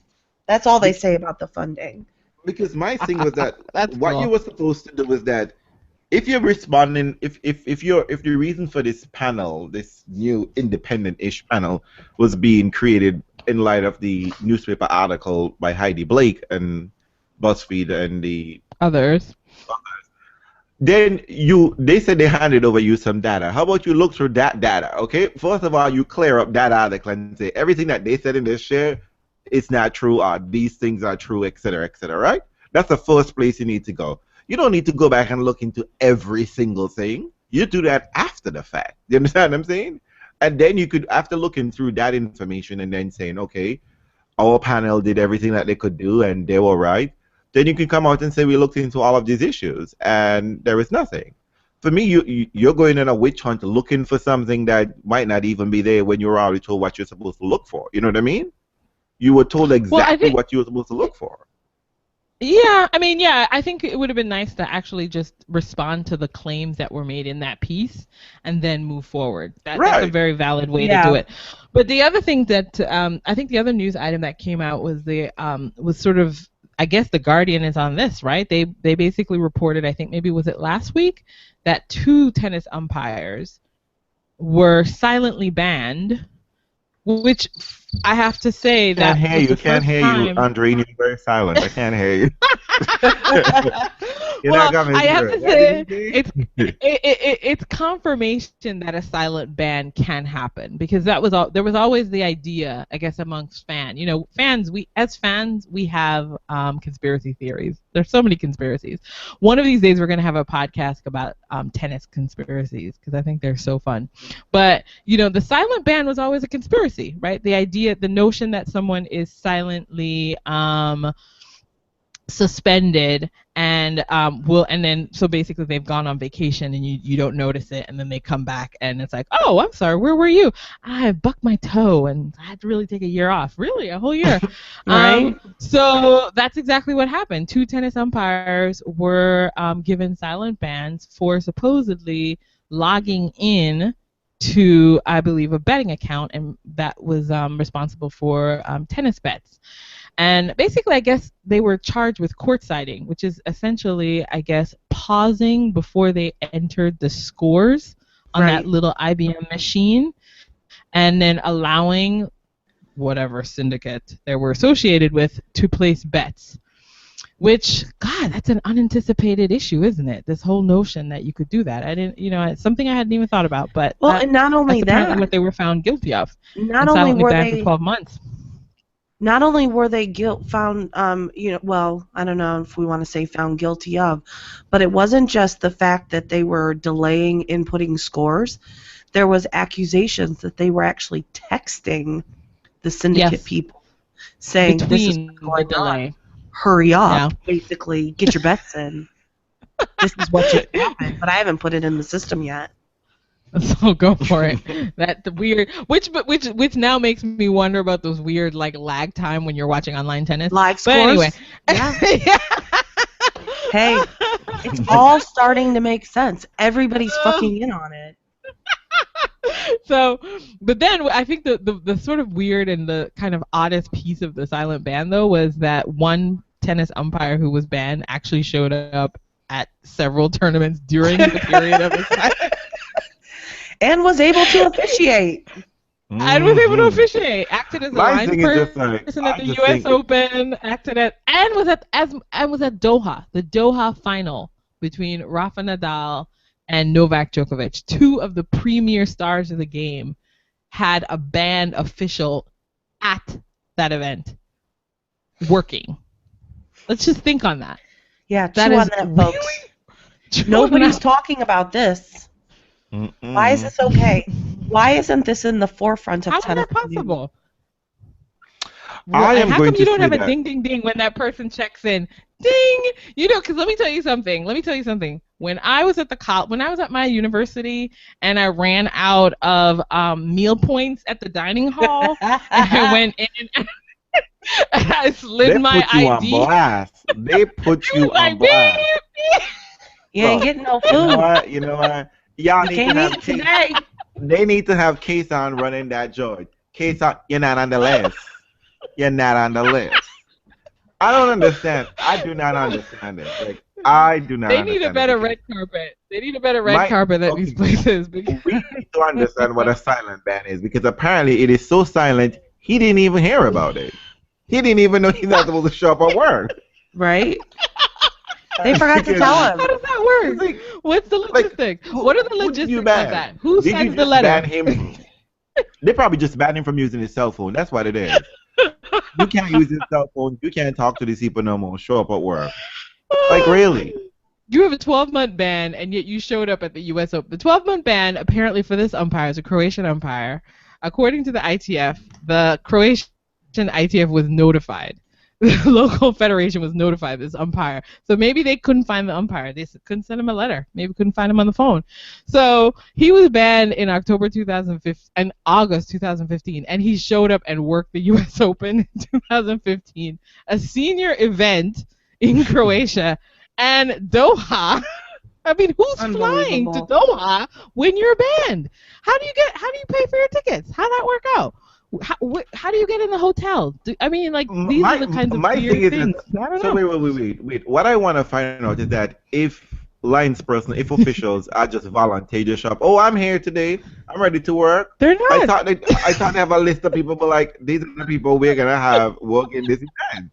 I do not think Maria Chichach and Ava and I mean, all these people just be like, oh, we're here, Carlos Bernardes, and Cedric. They just be like, oh, we might come. Oh, we're here today, so you could officiate. I didn't think that's how it worked. I thought they're like, we're having these events. You put in schedule, you sign up for this event, and we have a list of people who show up. Because if that is the case, I'm gonna show up at one of these events. I want to be a lines person. Right? I just think so. I'm in. Because clearly, even if you are not on the list or on a list somewhere, you just be like, hey, I could see. See, I could see the ball, so I'm good. Like, look, tennis, I cannot take you people seriously. I cannot. This is a joke sport, okay? Y'all are just in this with the y'all are not real. We're having fun. I fucking believe it. It's fun. It's fun. That's why we watch it. And this is why we love it, because you guys are having a laugh on the back end. So, but that was just, that's one of the most noteworthy news items that's come out. So I think it's kind of nice to know. I feel somewhat gratified as a fan to know that there's such a thing as a silent ban, because I thought that was just one of those wacky rumors. But apparently you can have one. And umpires can have them too. So maybe players have them. That's always been the rumor. And I'm just gonna say players. And for me, I'm just gonna say players. I just find that it's time that y'all get y'all shit together, because there's no way, since you are the tours. Okay, ATP can't make any money unless you're a president. So why y'all allowing this joke show to show up? Why is there a man who's cheated? Like, literally, because to me, I mean, people might think, how are you cheating in tennis? Because to me, a lines person can just upset the flow of a point. Let's say, Yeah, that's true. let's say, let's pick a player like, Donald Young is playing Taylor Fritz, and this line person is in favor of Donald Young. Let's say Taylor Fritz hits a ball that's close to the line that we could. Well, let's go back. Mariana Alves, okay?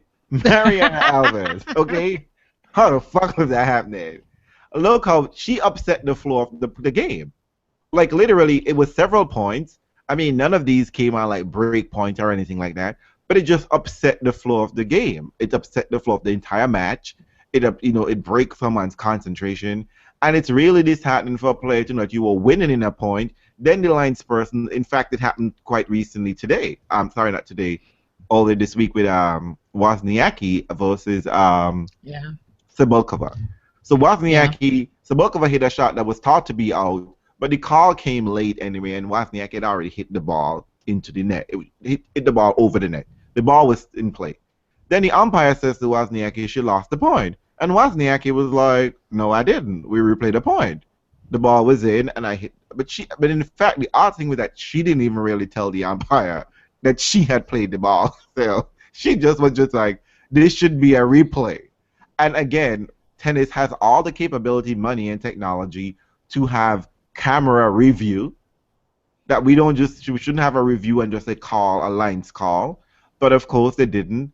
And the tournament director came down and couldn't do shit. The umpire had made up his mind to give Cibulkova the point, and then she got the point, and there's nothing anyone can do about that matter. Once the umpire has made a decision, that's that. So I really do. You see what I'm saying? I really do find tennis really incredibly crazy. That you refuse to stay. You decide to stay in the caveman days because right now you're making lots of money. And players, you really need to step up and talk about these things and get your sport into the 21st century and get your money right. But you know what? Maybe that's because y'all don't have an education. I'm just saying. Oh, you insult players. Oh my God. All right. So once again, not because you're traveling, that means you're well informed. No, stop. But you know what though? Let's be honest though. That happens. We all have work environments that are not always optimal, and not everyone feels empowered to bring these issues to the forefront. We all have been in spaces where that happens, right? Well, so you can't blame the player. We've all been in spaces where we feel like the authority figures could do more and don't. But in those, go ahead. I mean, they don't have a union. They don't have a union, Reels. They don't have a union. I don't understand how that's happening. But I have to say But I mean, I guess my issue in that is that, whereas I understand that, like we're at work and that the boss is being a bitch and like nothing we can do about the boss is an asshole, he's a downright bitchy person to everyone. But I'm just simply saying that I don't have an outside entity complaining about my boss. Usually I don't. I just have an internal situation. But when in tennis where you have like the outside world is like, look, you people, this is a problem, that they at least can get public support, right? They can get the public, they can make the public sway. There's nothing stopping a Roger Federer and Nadal from having the forum when in front of They've already asked. They've already asked. Some of them, Federer do, I think. But it's not. But that's the thing. You know. I don't know. Listen, these are independent people. These are like independent contractors. Do you know how difficult it is to rally independent contractors to a cause? They're independent. They're used to functioning and thinking about themselves. It's really difficult to get everyone on the same page. And that's like the good and the bad of the situation. They're all independent contractors. And it's kind of like who's going to cross the line? Who's going to say something? Maybe you're going to get the reputation of being a pain in the ass. I mean, all of these things, these are all the kind of issues that are cropping up. And so maybe what we're going to see, maybe y'all need an Arthur Ashe type, to sit down and come up with, in a hotel room somewhere. Who's going to do it now? I don't see anyone among these players, but maybe someone will sort of get it in themselves to say, you know what, we need representation. We need better representation because this is our livelihood, and people at the top might be destroying our ability to make money in the future by holding on to weird, crazy ideas from the past. And also, other outside entities are able to crawl up into our sport and make money off of it, and threaten the threaten us. physically threaten you and threaten the viability of your sport. Because That's true. pretty soon tennis is struggling to get you already have a men's champion who people don't really like. Did I say something wrong? In terms of No, I'm teasing you. No, look, people are gonna get mad. I'm not on any Novak hateration train, but I'm just simply saying, Novak Djokovic, no tea, no shade, is struggling to get that favorability or popularity as Nadal and Federer have. And the problem is that they're still on tour. Maybe when they retire, maybe he can get their fans. He won't get me. Nobody's doing that. No. Nobody's doing that. But anyway, you don't switch fans. This is how we started this conversation. I know. Let's go that's back. what I'm saying. Some Let's people might. You never know. Trust me. I have seen some turncoats. I have seen and I know a few turncoats. Rafa is old. Why are you backing Rafa? No, but anyway. Okay. Wait. Let's wrap it up by. You said there were some comments that we should address before we head out. Yeah. So Marco, I hope we did very well in terms of not cross talking over each other. Again, I'm happy you listened, but we are enthusiastic fans. So let me break out. I think we did. Yes, I think we did. Well, we always think we did, and then Marco tell us we didn't. Right?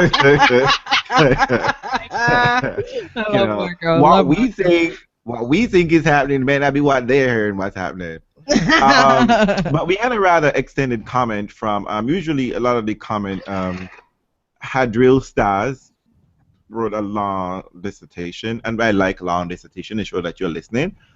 She said, after Serena's disgraceful and woeful performance at the Australian Open final, in a final, by the way, I don't see her winning another slam ever again. After 2 consecutive slam losses in a semifinal and a final to much lower ranked opponents, her confidence will be shattered, which will make it tougher for her to overcome big matches in big moments. Furthermore, any aura of invincibility that Serena had has declined even further with these losses, because other players now recognize that Serena cannot handle pressure. All they got to do is putting the ball back into play, and Serena will panic, lose focus, and start trying to force things and start spraying balls all over the place. Maybe it's her age or soft coaching, but that confident and ruthless Serena of 2012 Olympics has gone. That Serena has won so much. Anyway, someone in her camp is not doing their job right in the psychological department, because I don't see how a 21-time slam champion who is as strong-willed as Serena should be panicking and faltering under pressure. Djokovic never does that. In fact, the guys laugh in the face of pressure and in the face of all his opponents. He's oozing so much confidence in himself and in his game that he cannot play tennis. He can almost play tennis with his eyes closed and not miss a shot. I almost feel that Richard Williams... 29. Djokovic is 29. 29 or 28, I think it is. 28, 29. The last bit is that I almost feel that Richard Williams needs to return to coaching Serena, or at least help in the psychological department and remind her of her greatness. That is what Boris Becker has installed into Djokovic that has made him an unstoppable force, most likely to surpass Federer's 17 majors. Psychological greatness over his pair. Nothing to do with the gluten-free diet. I agree with something. Only did nothing to do with gluten-free diet. That's what I agree with more. Yeah, that's what I agree with. Look, you can't compare Serena and Novak Djokovic. They're completely different stages in their careers. And Novak Djokovic was never at the point where he was moments from completing the career slam. Never. He was never there. Right. It was solved. It was solved by losing the French. That's a whole different pressure. It was solved twice by losing the French Open, the middle of the year. So it is not the same type of pressure. And you don't get to call someone who has 21 Grand Slams a mental midget.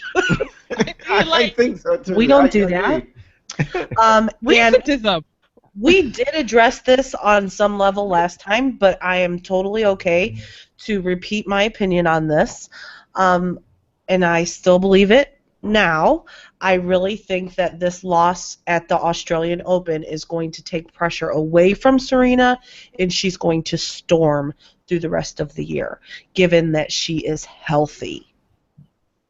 I think that without having the expectation at the beginning of the year for her to repeat what she did last year is going to do wonders for her game. Okay. I'm of the opinion Serena don't need to win one goddamn thing ever again. She could sit her ass home and No, she build doesn't. schools in Jamaica. She doesn't need to, but she will. But I mean, She will. I think, I mean, Adriel, I mean, I'm thank you for listening, and I'm not trying to be shady here to you at all. But I think you're suffering from a sort of a, I'm gonna say, myopic kind of view that you want you're such a stan, you want your player to always win. And I mean, like, I remember watching Steffi Graf in '99 winning the French Open and show when she got to the Wimbledon final just before she retired, she was going to win it again over Lindsay Davenport, who had never won just Wimbledon and who had never been in the final. But Steffi Graf lost and she walked away from the sport and, like, she's happy. I think Serena keeps telling you people this and you don't want to hear it. She is okay. She is okay. I don't understand how you think she's not okay when she's saying okay. You're not in the, and I don't think you need to blame the coach. Serena in 2012 was not at her best. Okay? She won the Olympics because who was in the finals? Maria. Okay? That was like a gimme. Okay? I think she played some of her better tennis after the fact. 2012 U.S. Open, I thought she played a pretty good match. Vika was playing excellent tennis. 2013 when she won the French, she held it all together and still won. I mean, last year she played some excellent tennis and she was in a wheelchair nearly every single tournament. I mean, Serena, you do not need to be. Serena has done everything she needs to do, and I don't think you constantly people wanting a champion. I don't even think Roger needs to win an 18. I just want Roger to win an 18 for myself and for him. But do he need to win 18 majors to prove he's one of the greatest tennis player? No, he doesn't. Serena don't need to beat Steffi Graf 22 because as soon as she do that, people are gonna start up with the Margaret Court conversation. Right. And then when you do that, they're gonna start up with, you know what? The New York Yankees got more championships. Serena needs to win that much championship. And then you're gonna put in a fucking horse in the conversation again at the end of that such situation. So I mean, remember last year, Serena, for all that she has done with 21 majors, she was fighting a fucking horse for humanity. So people, just give Serena, Jamaica a break, okay? Let Miss Williams relax. She's fine. She's in Jamaica. I think she's sick now. Or seen get on the soup patrol, apparently. You're not making the soup. Venus. Well, Venus is in Taiwan, so she can. You're going to be fine. She's exactly. fine. You're going to be fine. It's all good. And you know what? You get to judge Novak Djokovic when he hits 34 and is showing up in finals. Exactly. And losing to players who are playing at the best. Novak and I mean, let's remember that when Serena lost that Australian Open, Kerber was playing tennis like we have never seen her play. Yeah, and I mean that's good for the sport. It is good for the sport, It's not like same old showed up in the final. Serena got to the final. And she got to the final. And she got to the final. I mean, like this is how we are. This is how we do it. You don't win everything every time. Nobody does. Not even Novak. He loses sometimes. Although it's few and far between, even Novak loses sometimes. Well, I don't know when, anyway. But, stop it. He does. But I'm gonna say, I'm just gonna say, 2007. I mean, again, you don't. 2007, Serena lost to Cyril Bammer in Hobart, one of those Brisbane. Okay, and everyone said she's fat, she's out of shape, she's not winning 2007 Melbourne, and she did. So I mean, so just relax, sit back, and enjoy the ride. Exactly. Let's check in. Let's check in at the end of the year. Let's check in September. Check it in September. See how it goes. But if she doesn't lose anything, if she doesn't win anything anymore, then you have the right to come and beat us up and tell us. I told you she was never going to win anything. Exactly. Let's check it in September. We will have you on the show, Hedral, and we're gonna let you know you can comment. And you can get into Richard's face. Though I think Richard would probably punch you in your face, but you know what? You're welcome to try. Nah, he's too old. Any other comment? No, that's that we just That's it. Okay, so, I do answer people's comment, but I just thought that this was a very explicit comment, and she is a faithful commentator. But I want to thank all the fans who listen to us and give us a shout out all the time and supporting us. We really appreciate it. We love you fans so much. And I want to say good night. I hope it didn't take up too much of your time. Ladies? Good night. Anything you want to add a little bit? Just a little bit? No. Okay. I think I said everything I wanted to say. Yeah. Good night, people. Enjoy, and don't forget, don't listen to us on the treadmill. And please comment below, and subscribe to us, and send it to your grandmother, your friends, whatever the case may be. We don't care. Just Ciao. get us more likes and more listens. Thank you. Good night.